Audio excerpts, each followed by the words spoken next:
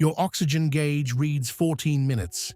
You're tumbling, slowly, almost peacefully, 500 kilometers above the surface of a world that doesn't have a name yet. Your thrusters are dead. Your comlink has been silent for the last 47 minutes. The nearest human being is so far away that their voice, traveling at the speed of light, would take longer to reach you than it took you to be born, grow up, and arrive here in the first place. You're completely alone. Except, and this is the part you haven't been able to explain to yourself, something just changed the direction of your drift, not the gravity of the planet below. You know what that feels like. This was lateral, precise, almost deliberate. Your instruments are still reading 0, but something, somewhere out here in the dark, just nudged you. And now, you're asking the question that no amount of training ever fully prepares you for. What if the universe isn't as empty as they told you it was? This video isn't about aliens, not in the way you're probably thinking. What we're going to talk about today is stranger than that, and far more unsettling. Because it's real, it's documented, it's happening right now, in the space between the stars, in the vast and lightless ocean that makes up 99.9999% of the known universe. And the deeper we've looked into it, the more we've realized that the universe doesn't just sit there, passive and inert, waiting for us to study it. There are forces out here that respond, signals that arrive from nowhere and vanish just as quickly, structures so enormous they shouldn't exist according to our best models of physics. And at the center of all of it, one uncomfortable truth that keeps surfacing, no matter how many times scientists try to explain it away. Something in the universe appears to register the presence of matter and energy in ways we don't yet understand. We don't know what it is. We don't know where it starts or ends. But we're starting to suspect it's been here far longer than we have. And we're starting to wonder whether it's already noticed us. Stay with me, because it gets a lot stranger. Let's start by grounding you in the reality of where you are. Space, real space, not the cinematic version full of colorful nebulae and conveniently navigable asteroid belts, is almost nothing. That's not a poetic statement, it's a physical one. If you took all the matter in the observable universe and spread it evenly across the volume it occupies, you would end up with roughly 6 protons per cubic meter. 6 protons. The kind of object that your naked eye could never see, even if one were sitting on the tip of your finger. That's how empty it is. That's the average density of everything that exists. And yet, that near-nothingness is doing things we can't fully explain. Take what happened in 1977. A radio telescope called Big Ear, operated by Ohio State University as part of the ongoing search for extraterrestrial intelligence, detected a signal so anomalous, so perfectly structured, so precisely tuned to the frequency that hydrogen, the most abundant element in the universe, naturally resonates at, that the astronomer, reviewing the data that night, circled it on the printout and wrote a single word next to it. Wow. That signal has never been explained. It lasted exactly the 72 seconds the telescope was able to track it as Earth rotated, then disappeared. It has never been detected again. It came from the direction of the constellation Sagittarius, from a region of space that, as far as we know, contains nothing particularly interesting. No star system we've catalogued, no known object of significance, just the signal, and then silence. That's where your mind starts to do interesting things, because the signal wasn't just strong, it was specific. The 1420 megahertz hydrogen line is what scientists call a magic frequency, the wavelength at which any civilization advanced enough to build a radio telescope would logically try to broadcast a message, precisely because any other civilization advanced enough to receive it would know to listen there. It's the cosmic equivalent of choosing a meeting place that every intelligent being in the universe should be able to find on a map. Someone or something was broadcasting on that frequency once, with enough power to cross interstellar distances, and then stopped. We never heard it again. But let's pull back even further, because the WOW signal is just one data point in a pattern that, once you see it, is very difficult to unsee. The universe is not random. That sounds obvious. We know about gravity, we know about orbital mechanics, we know why galaxies form in spirals and why matter tends to clump. But the universe is structured at scales so enormous that our current understanding of physics cannot account for them. And that's where things start to feel less like science and more like standing at the edge of something vast, looking down. In 2003, astronomers mapping the large-scale structure of the cosmos discovered something called the Sloan Great Wall. It's a filament of galaxies, not individual stars, not individual solar systems, but entire galaxies, each one containing hundreds of billions of stars, stretched across 1.37 billion light-years of space. To travel its length at the speed of light, you would need 1,370,000,000 years. And the Sloan Great Wall isn't even the largest structure we've found. The Hercules Corona Borealis Great Wall, discovered in 2013, stretches approximately 10 billion light-years across. 10 billion. The observable universe itself is only 93 billion light-years in diameter, which means this single structure spans roughly 10% of everything we can see. Here's why that matters, and why it's unsettling. According to our best cosmological models, the same models that have been tested, validated, and refined over decades, structures larger than about 1.2 billion light-years simply should not exist. The universe hasn't had enough time since the Big Bang for gravity to arrange matter into anything bigger than that. The physics doesn't allow it. And yet there it is. Something built a structure 10 billion light-years across. We don't know what, we don't know how, and we are very carefully not asking the obvious follow-up question, because the obvious follow-up question has implications that most scientists find professionally uncomfortable. But that's not the worst part.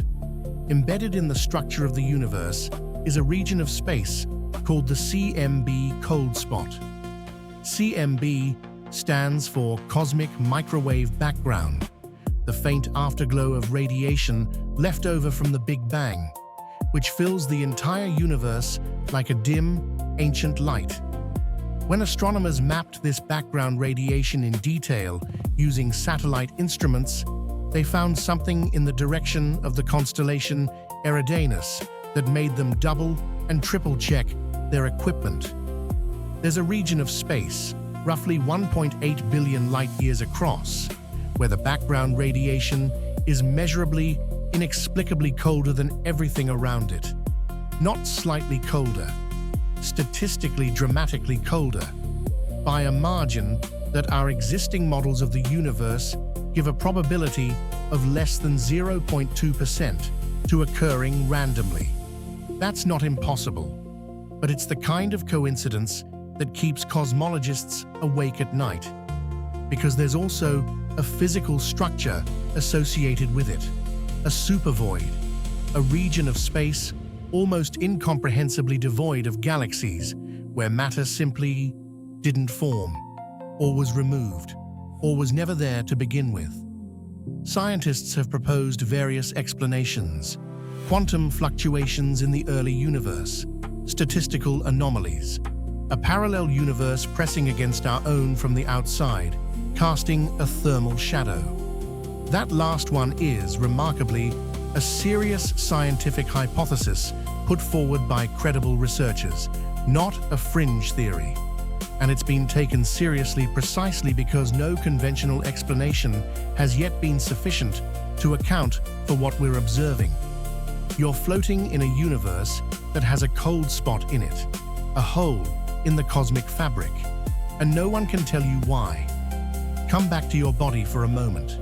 Come back to that slow tumble, 500 kilometers up. Here's what drifting in space actually feels like, stripped of all the science fiction. The silence is not what you expect. You're used to silence being the absence of sound, a neutral state, the way a room feels before someone walks in. This is different. This silence has texture. It has weight.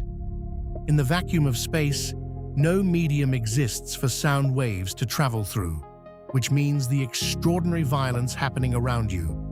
The radiation streaming from the sun at 186,000 miles per second. The charged particles of the solar wind sweeping past you at 500,000 miles per hour. The microwave echo of the Big Bang passing through your body at this exact moment. All of it is happening in absolute, perfect silence. Your suit is all that separates you from a temperature of approximately -270 degrees Celsius in the shade, which is just 3 degrees above absolute zero, the lowest temperature physically possible in the universe. On the sun-facing side, unshielded surfaces reach over 120 degrees Celsius. Both of those realities exist within a few inches of each other, right now on the outside of the fabric keeping you alive. And the radiation. People underestimate the radiation. In low Earth orbit, astronauts receive about as much radiation in a single day as a person on the ground receives in a year.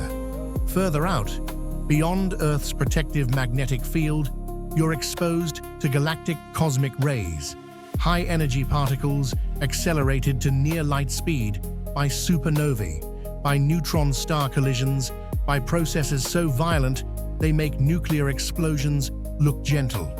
These particles pass through your body and through your brain, occasionally disrupting neurons, causing the well-documented phenomenon that astronauts on long-duration missions report as shooting stars appearing in their field of vision, even with their eyes closed. You are being threaded through by the violence of the cosmos, right now, and you can't see it, can't feel it, can't stop it. But here's what you can do. Float, and think, and wait for the instrument that just registered an anomalous lateral force to tell you something else. Because while you've been thinking about oxygen gauges and radiation exposure, the universe has been sending us messages we haven't decoded yet. Fast radio bursts are among the most energetic and mysterious phenomena in the known universe. They are pulses of radio waves that arrive from cosmological distances, billions of light years away, lasting anywhere from a fraction of a millisecond to a few seconds, and releasing in that brief window more energy than the sun produces over days or weeks. The first one was discovered in 2007, buried in archival data from a radio telescope in Australia. Since then, we've detected hundreds of them. The problem, and it's a deep problem, is that we don't know what makes them. We have hypotheses. Magnetars, neutron stars with magnetic fields so powerful they can fracture their own crust, releasing enormous bursts of energy. Colliding neutron stars, the evaporation of primordial black holes left over from the early universe. All of these are scientifically legitimate candidates, and for some FRBs, the magnetar explanation in particular has gained traction. But some of them repeat, and the repetitions are structured. In 2020, astronomers announced that a repeating fast radio burst, designated FRB 121102, was pulsing with a period of approximately 157 days, active for roughly 90 days, silent for roughly 67. then active again. A cycle, a rhythm, coming from a galaxy 3 billion light-years away, from a region so small that the source cannot be larger than a few hundred kilometers across. Something is firing off bursts of energy with more power than the sun generates in weeks, on a schedule, over and over again. We do not know what it is. And this is where things get terrifying. Not because of what we know, but because of what the numbers actually imply when you sit with them long enough. The power output of these events is so extreme that the only natural mechanism we've identified capable of matching it, a rapidly spinning neutron star shedding its rotational energy as electromagnetic radiation, has a lifespan measured in years before it exhausts itself. So either we are observing one of the rarest and most transient events in the cosmos repeatedly over years of observation, or something else is happening, something we haven't named yet. In 2015, a paper was published in the monthly notices of the Royal Astronomical Society by Harvard-Smithsonian astronomers proposing that fast radio bursts could theoretically be produced by an alien civilization using a planet-sized transmitter to accelerate enormous light-sail spacecraft to relativistic speeds. The paper wasn't fringe speculation. It was a peer-reviewed calculation of what the power requirements for such a system would look like from a distance.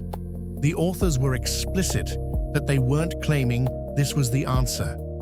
They were pointing out that the numbers worked, that if such a thing existed, it would look exactly like what we're seeing. The universe is producing repeating, structured, unimaginably powerful bursts of radio energy on regular schedules from sources the size of a small moon.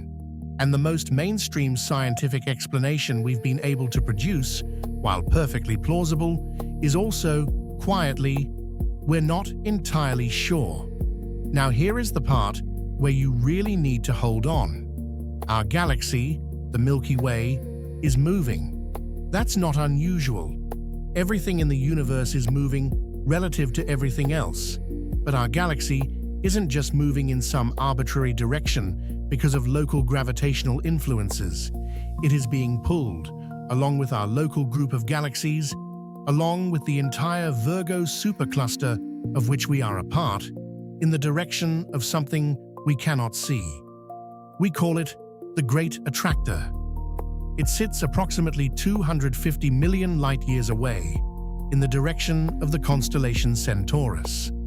And it is pulling everything in a volume of space roughly 500 million light-years across, hundreds of thousands of galaxies, including our own, toward it at speeds of around 600 kilometers per second. Every second, we are 600 kilometers closer to something we have never been able to directly observe because it sits directly behind the densest part of our own galaxy's disk, in what astronomers call the zone of avoidance, the region of sky so thick with dust and stars and gas that our telescopes cannot see through it. We know something is there because we can measure the gravitational effect it has on everything around it.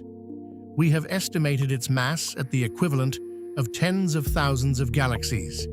We have traced the streaming motion of matter across hundreds of millions of light-years and confirmed that every vector points toward the same point in space, and we have never directly seen it. In recent years, astronomers using X-ray and radio telescopes capable of partially piercing the zone of avoidance have identified a massive supercluster of galaxies in the right direction, called the Norma cluster and the broader Laniakea structure. Some of the Great Attractor's pull can be attributed to these objects, but not all of it. The numbers still don't add up entirely. There is still more gravitational influence than visible matter can account for. Something out there, hidden from us, is pulling the observable universe toward it, and we are already 600 kilometers closer to it than we were 1 second ago. You don't notice it.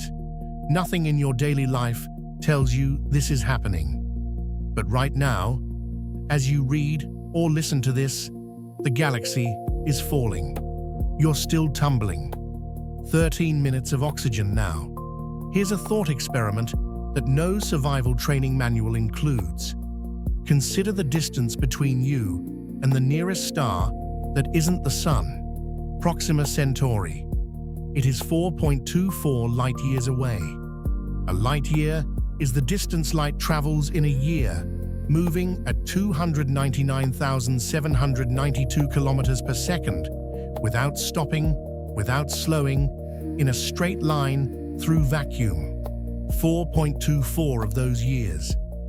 If you took the fastest spacecraft humanity has ever built, the Parker Solar Probe, which briefly reached speeds of about 690,000 kilometers per hour in its close passes of the Sun, and aimed it at Proxima Centauri, it would arrive in approximately 6,500 years. You would be very, very dead before it got there. And Proxima Centauri is, by cosmic standards, right next door. It's the closest thing to us. Everything else is further. The nearest galaxy to ours, Andromeda, is 2.537 million light-years away. The edge of the observable universe is 46.5 billion light-years in every direction. The universe contains an estimated 2 trillion galaxies. Each galaxy contains, on average, hundreds of billions of stars. The majority of those stars have planets. Many of those planets orbit within the habitable zones of their stars. You are one of 8 billion people on one planet orbiting one star among hundreds of billions in one galaxy among 2 trillion. You are so small that if you removed yourself from the equation entirely, no instrument in existence could detect your absence. The universe would not notice. And yet the universe has structure. It has rhythm. It has patterns that repeat across scales from the subatomic to the cosmic. It sends out signals on the hydrogen frequency. It builds filaments 10 billion light-years long. It pulls everything toward hidden centers of gravity. It punctuates the silence with bursts of energy too powerful for simple physics to easily explain. It is doing something. We just don't know what. Here is the last piece of the puzzle, and it might be the strangest one. Everything we have ever seen, measured, touched, built, eaten, breathed, loved, or feared is made of ordinary matter. Protons, neutrons, electrons, photons, the particles described by the standard model of particle physics. The things we can detect, the things that interact with light. And all of that, every galaxy, every star, every planet, every human being, every instrument ever pointed at the sky, constitutes approximately 5% of the total mass energy content of the universe. 27% is dark matter, matter that has gravity, that affects everything around it, but emits and reflects no light whatsoever. We cannot see it, cannot detect it directly, cannot identify what it's made of. We know it exists because without it, galaxies would fly apart. The visible matter alone doesn't produce enough gravity to hold them together at the speeds they're observed rotating.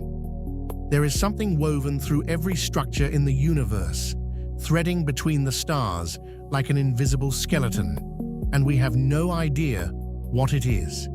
The remaining 68% is dark energy, a force we discovered in 1998 when astronomers trying to measure the deceleration of the universe's expansion found, to their complete astonishment, that the expansion was not decelerating at all. It was accelerating. Something is pushing the universe apart, faster and faster, and we don't know what it is. We call it dark energy because we have to call it something. But the name is a placeholder for a vast, perhaps infinite, perhaps structured, perhaps dynamic force that permeates all of space and controls the ultimate fate of everything that exists. 95% of the universe is made of things we cannot identify. Read that sentence again. 95%. We have mapped the physics of everything we can touch and see to extraordinary precision. We have built particle accelerators that can probe structures smaller than a proton. We have sent instruments to the edges of the solar system and listened to the universe with telescopes tuned to every wavelength of the electromagnetic spectrum. And all of that effort, all of that precision, all of that accumulated human genius has accounted for 5% of what's out there. We are, as a civilization, in the position of someone who has carefully and brilliantly catalogued every object in a single room of a house, and then opened the door and realized the house has an effectively infinite number of rooms, most of them dark, and none of the rules from the first room seem to apply in all the others. And here's the thought that lodges itself and won't let go. We assumed, for a long time, that the universe was mostly empty. Then we discovered that what we thought was emptiness is filled with dark matter. We assumed that the universe's expansion was slowing down. Then we discovered it was speeding up, driven by something we can't characterize. We assumed our galaxy was simply moving through space. Then we discovered it was being pulled towards something we can't directly see. We assumed those powerful radio signals from distant space were just magnetars, and then they started repeating on schedules. Every time we've assumed the universe was behaving the way an empty, mechanical, uncaring cosmos should behave, it has surprised us. Every time we've assumed the silence between the stars was just silence, something has arrived to complicate that assumption. 12 minutes. You're still drifting. The planet below turns without noticing you. The stars burn without seeing you. The cosmic microwave background radiation passes through you in all directions simultaneously, carrying information about an event that happened 13.8 billion years ago, long before Earth existed, long before the sun ignited, long before the carbon atoms that make up your bones were forged in the dying cores of stars. You are ancient. You are made of ancient things. You are an arrangement of atoms that has been rearranged 1,000 times over billions of years. And for this brief, improbable moment, that arrangement is conscious. It knows it's here. It looks up at the sky and tries to understand. And here is what it understands, right now, in this moment of tumbling silence. The universe is not what we thought. It is not empty. It is not quiet. It is not still. Something is moving through it, at scales we can barely perceive. Something is pushing and pulling and structuring the cosmos with forces we cannot identify. Something pulsed on the hydrogen frequency in 1977 and was never heard from again. Something is accelerating the expansion of space from the inside out. Something nudged 10 billion light-years of matter into a single, coherent structure. Something is pulling our galaxy and 1,000 other galaxies toward a hidden center of mass we have never directly observed. We don't know what any of it is. And here is the part that stays with you. We don't know that it doesn't know about us. We assume it doesn't, because we assume the universe is mechanical and indifferent. We assume those are its default settings. But that assumption is based on nothing more than the fact that an indifferent universe is easier to live in than the alternative. It doesn't come from the data. The data, if anything, keeps complicating it. The universe is 13.8 billion years old. Civilization, the kind where we build things and ask questions, is maybe 12,000 years old. For the other 13,799,988,000 years, the cosmos was doing something without us, building its filaments and its voids, sending its signals and pulling its galaxies, organizing the dark matter into structures that dwarf anything we can imagine. And we arrived recently, looking up, and started asking whether anyone was home. Maybe the better question is different. Maybe the better question is whether the universe is a place where someone can be home at all, or whether it is something else entirely, something that processes and structures and moves on timescales and through mechanisms that make the entire concept of awareness seem absurd and parochial. And maybe, and this is the thought you carry with you as you drift, maybe the fact that we can form that question, that we have brains built from ancient stardust that are capable of wondering about their own cosmic context, is not an accident. Maybe that capacity emerged for a reason we haven't articulated yet. Maybe it's a feature of the universe rather than an accident of it.